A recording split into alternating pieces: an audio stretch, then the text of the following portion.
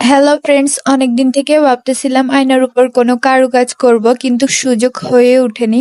আজকে সেই সুযোগটা পেয়ে গেলাম।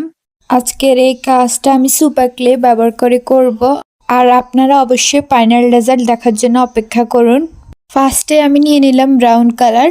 ক্লে নেওয়ার সময় কিপটামি করলে কিন্তু চলবে না। দেন ক্লেগুলোকে হাতের সাহায্যে ভালোভাবে লম্বা করে নিব। ক্লেগুলোকে লম্বা করার শেষে তারপরে এগুলোকে মিররের সাথে লাগিয়ে দিব।